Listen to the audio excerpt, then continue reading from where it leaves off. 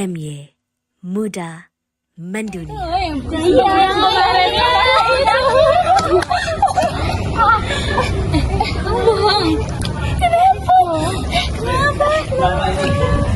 Apa jadinya kalau rahang kita tiba-tiba terkunci, sulit bergerak, atau terasa nyeri parah? Mungkin kamu mengalami dislokasi rahang. Kondisi ini bisa terjadi pada siapa saja.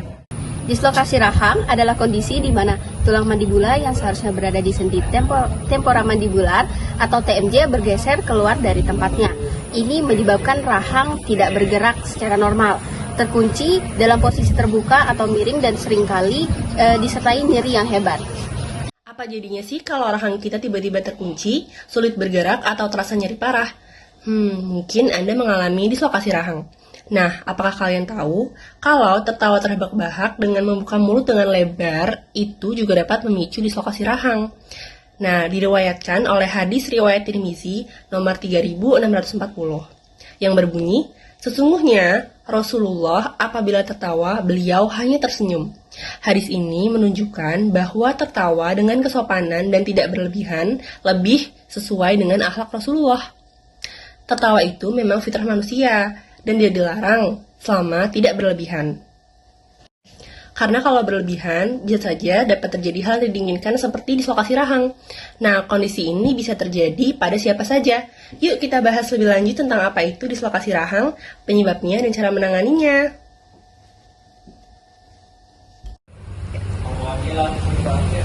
Bagaimana mengenali gejala dislokasi rahang? Berikut tanda-tandanya. Yang pertama, nyeri hebat di sekitar sendi TMJ atau temporomandibular atau rahang bawah. Yang kedua, kesulitan membuka atau menutup mulut. Yang ketiga, rahang tampak miring atau tidak sejajar. Yang keempat, bunyi klik atau pop saat rahang bergeser.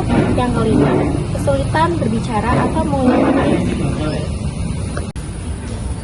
Nah, dislokasi rahang bisa terjadi karena berbagai hal, seperti yang pertama, cedera langsung, misalnya akibat benturan saat olahraga atau kecelakaan, kemudian bisa juga karena menguap terlalu lebar, kemudian tertawa terbahak-bahak, kemudian bisa juga karena penyakit tertentu, seperti artritis yang melemahkan sendi TMJ, kemudian bisa juga karena kebiasaan buruk seperti menggigit benda keras atau kuku terlalu sering.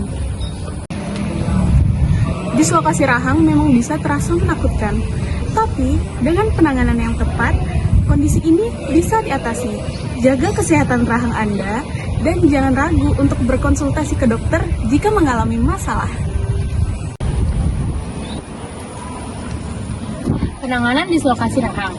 Jika Anda atau orang di sekitar Anda mengalami dislokasi rahang, segera cari pertolongan medis. Dokter biasanya akan melakukan reposisi manual, yaitu memindahkan rahang kembali ke posisi normal dengan teknik khusus. Ada dua cara, yaitu yang pertama, menstabilkan kepala pasien. Yang kedua, menggunakan tekanan lembut untuk mengembalikan posisi rahang. Namun, dalam kasus parah, mungkin tindakan diperlukan seperti pembedahan atau penggunaan alat penyangga rahang. Cara mencegah dislokasi rahang. Pencegahan selalu lebih baik daripada pengobatan. Berikut ada beberapa cara mencegah dislokasi rahang. Yang pertama yaitu hindari membuka mulut terlalu lebar, misalnya saat menguap atau saat makan. Dan yang kedua, gunakan pelindung wajah saat berolahraga kontak. Dan yang ketiga atau terakhir yaitu periksaan kesehatan rahang secara rutin, terutama jika memiliki riwayat masalah TMJ.